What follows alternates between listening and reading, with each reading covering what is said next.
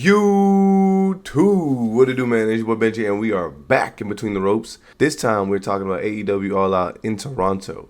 Now, I had to give you a little bit of time in order to calm down, relax, and talk about some good, man.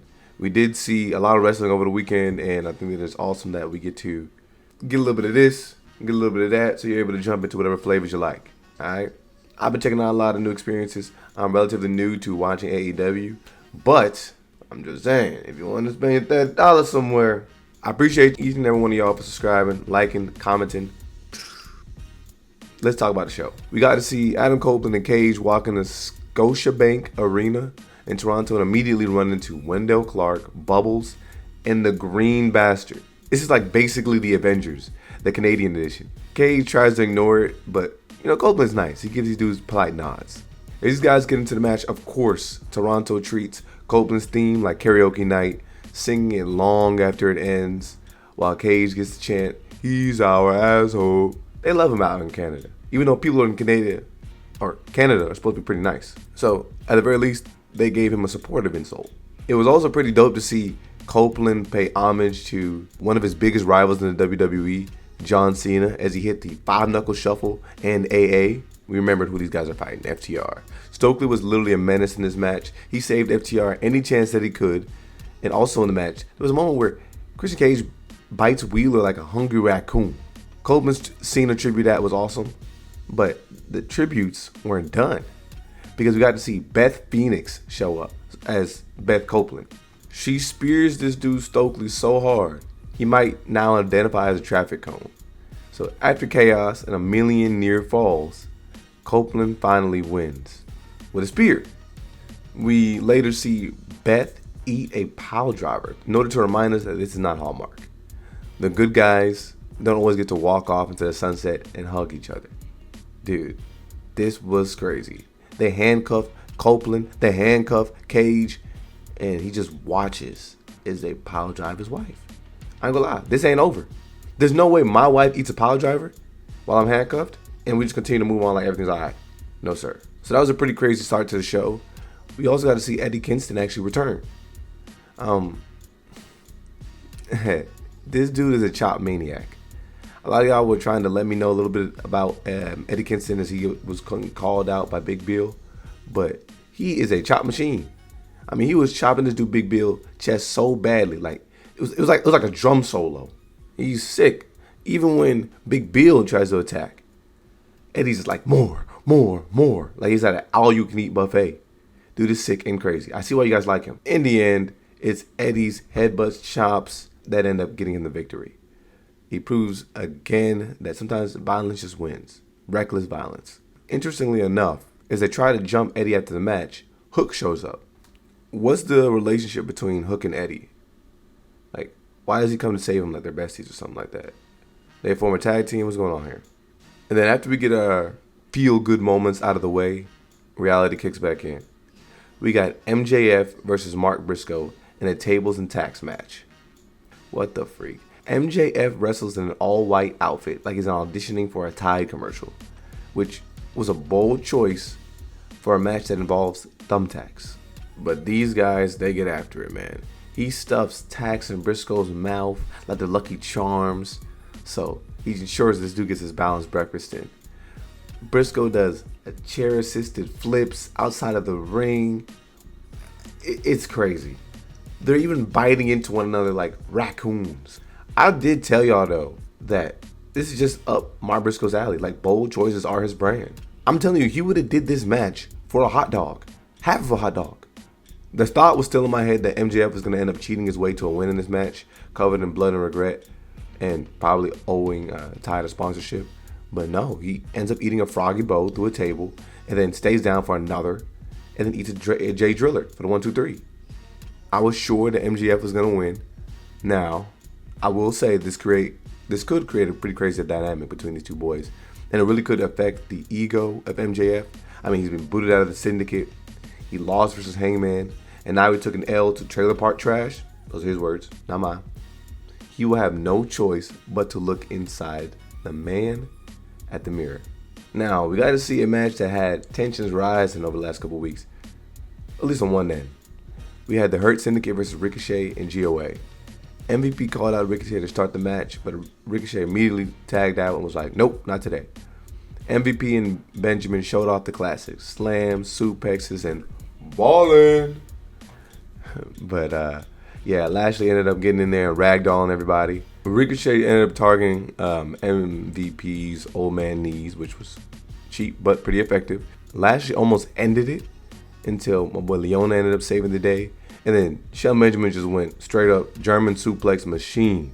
Mr. Lashley ended up spearing Leona out of his shoes before Ricochet broke it up with a 450 splash. Everything afterwards just started to collapse into chaos. We saw chair shots, people diving over ring posts, Ricochet, everyone crashing into the timekeeper's area. MVP tried to fight back, but the Khan and Ricochet combo was just too much for him, and it ended with Ricochet's spirit gun for the win. Now, I ain't gonna lie, this really surprised me. I actually thought that Team Ricochet would lose.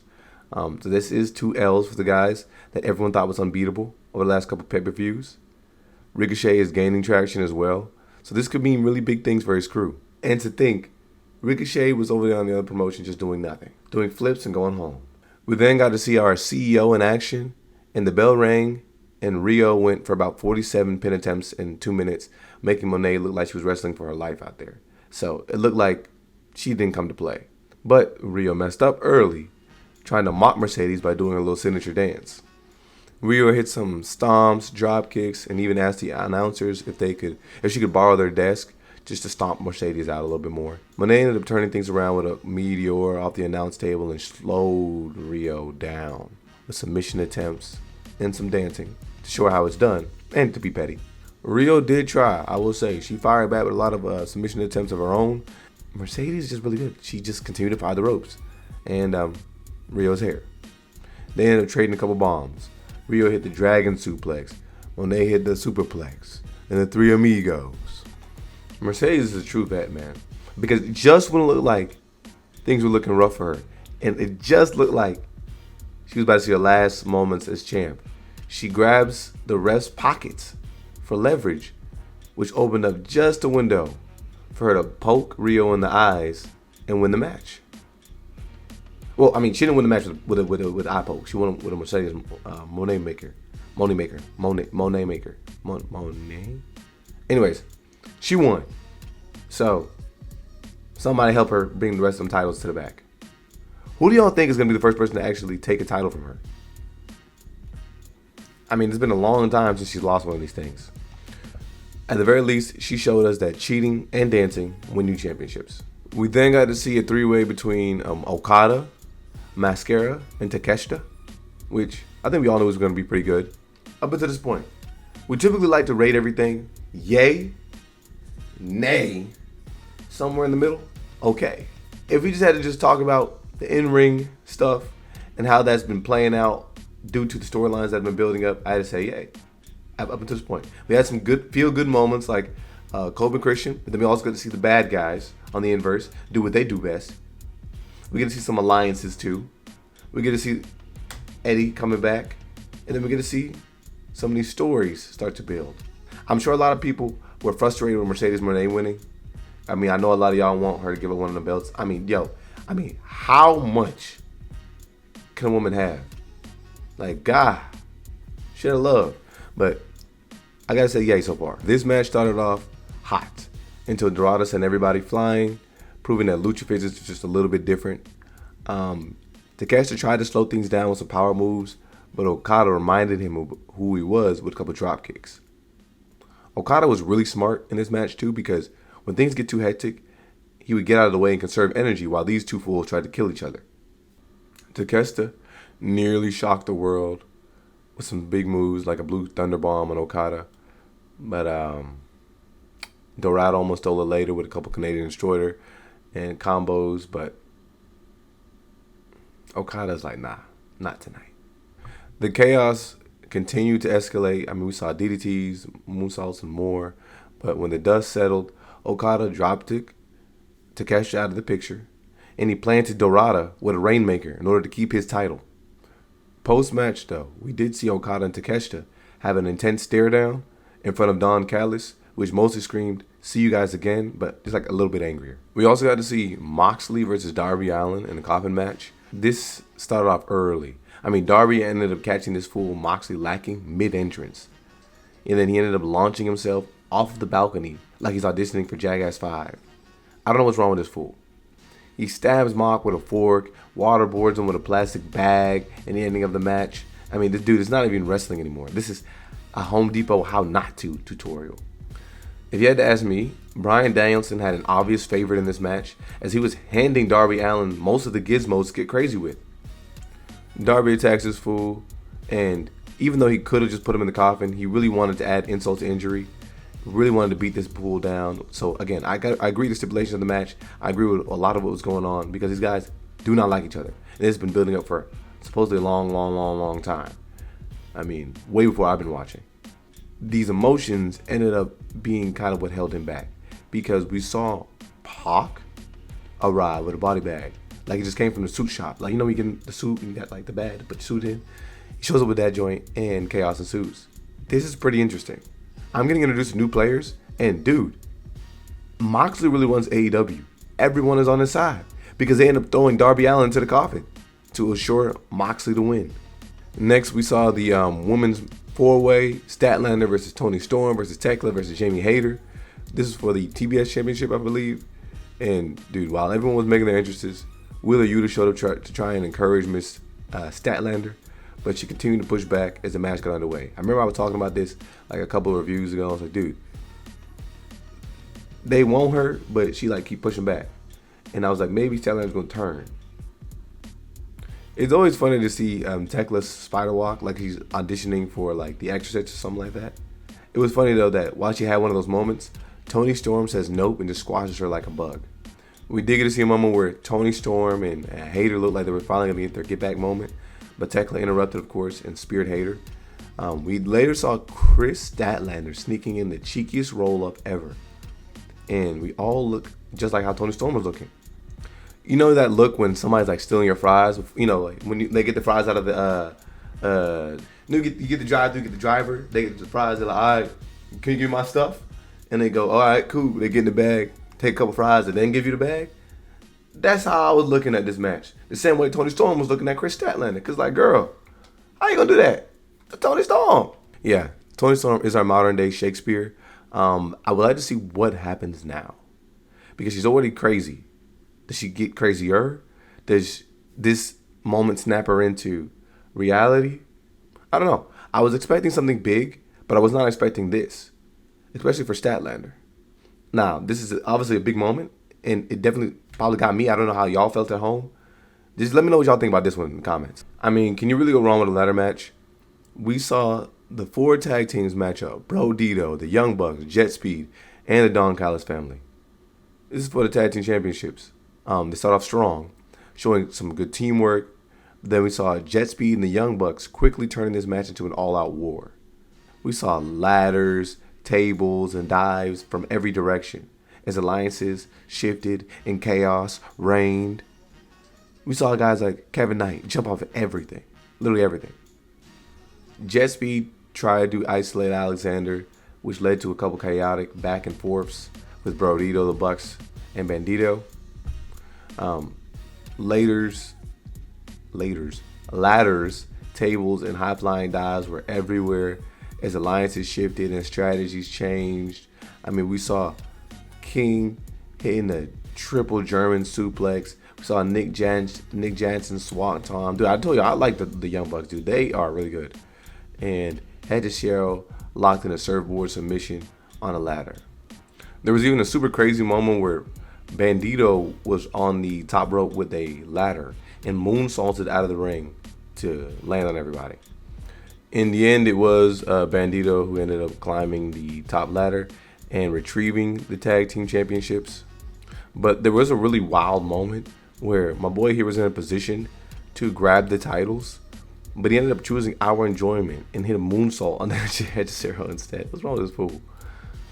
And I know him and his boy will be hurting about that because Kevin got thrown off a ladder onto the tables outside of the ring a little bit later.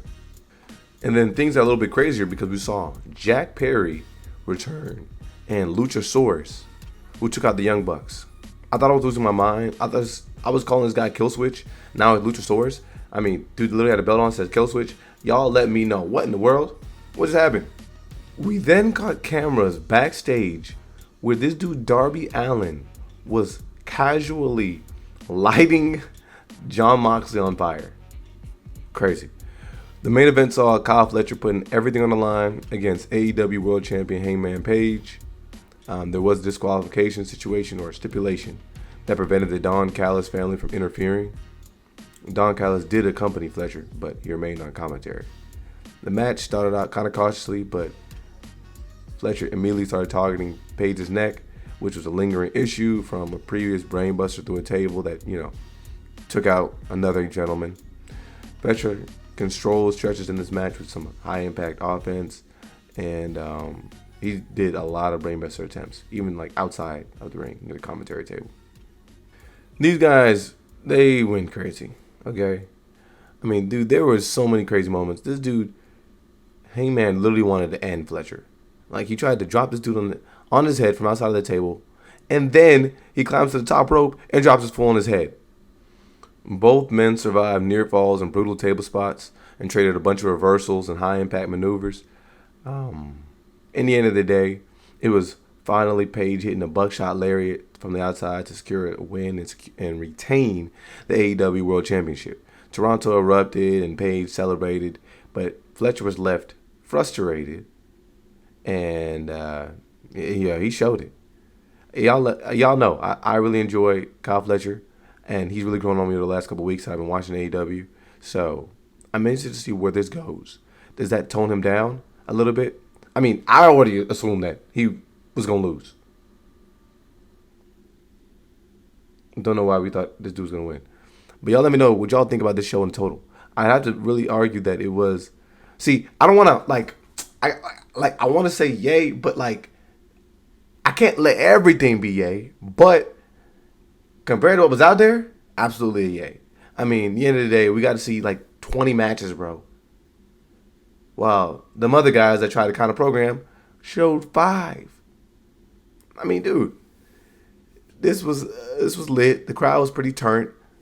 We got all we needed to ask for. Now, things can develop in the TV shows that would help lead you to the next pay-per-view. But y'all let me know what y'all think about this one in total. I'm in and out. This is one take. I got cotton mouth. I've been yelling, but shout AEW. This is going.